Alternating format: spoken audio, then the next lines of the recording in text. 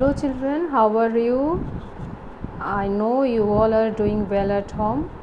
Children, today I am going to teach you Standard 6 Social Studies Part 3 Civics Chapter 1.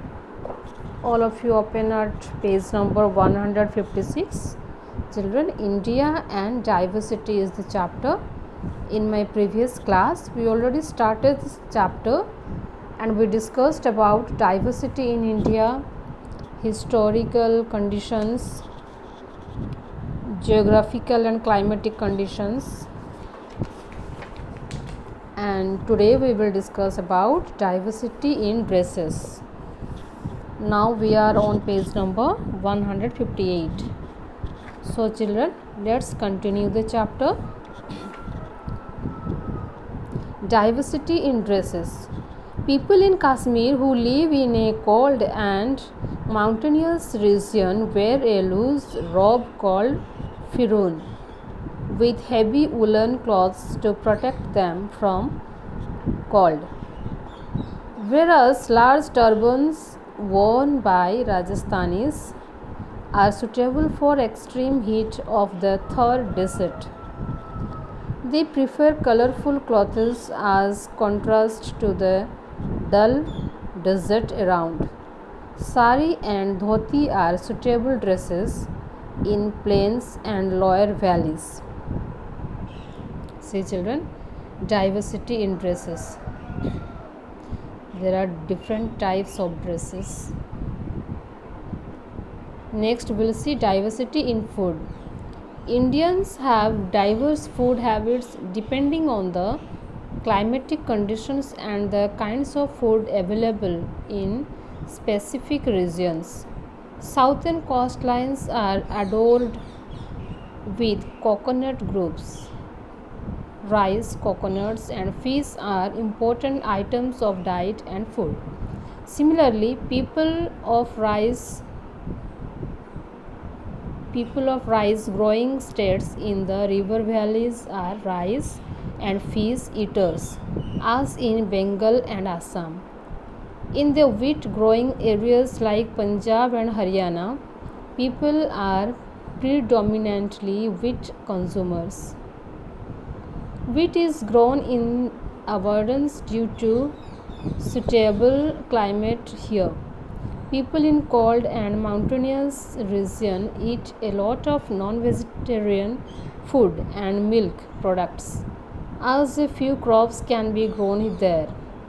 Ladakh and Kashmir are such regions. See children, diversity in food. Different types of foods. Next we'll see linguistic diversity. What is linguistic diversity? We'll discuss now.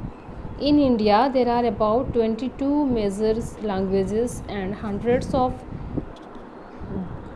dialects of spoken by the people. These languages can be broadly divided into three groups on the basis of their origin. The languages spoken in southern India belongs to the Dravidian group, while those spoken in North India are derived from Sanskrit. In Eastern India, languages are a mixture of Sanskrit and local dialects. In Northeast India, languages of the Tibeto-Burman family are being spoken. Besides this, there are other distinct languages such as Khasi, Garo, Bodo, Mizo, etc., spoken by different tribal groups.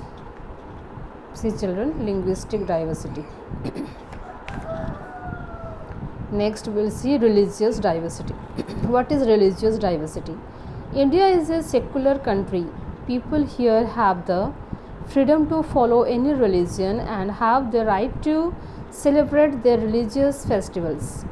Hindus, Muslims, Sikhs, Christians, Jains, Parsis, Jews, and Buddhists enjoy equal status in our country.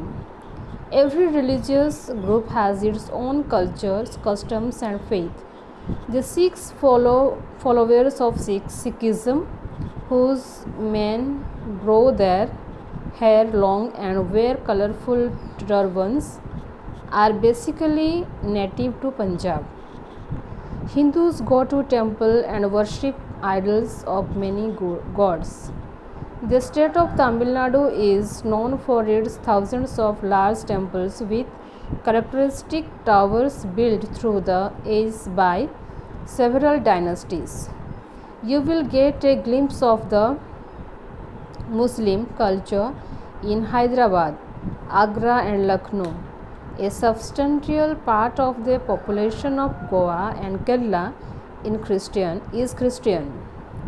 You will find many churches there. You will find places of worship of all religions throughout the country. Different religions might have different names and different gods, but all of them essentially preach peace, brotherhood, and harmony. Next, we'll see occupational and industrial diversity. Every region has its own handicrafts according to the raw materials available there. Pashmina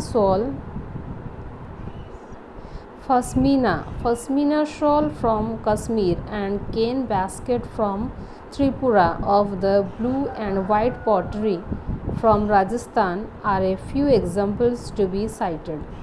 Punjab, located in the north, children turn the page, in the north west of India, it also known as the land of five rivers. It is one of the most fertile tracts of land in the country. The climate is largely dry, but agriculture is made possible by the extensive network of the irrigation canals. People here have a wheat basket diet, as this is a wheat growing region. Similarly, in the south, Kerala in Western Ghats is a land of mountains, plains, brackies, lagoons, and lakes.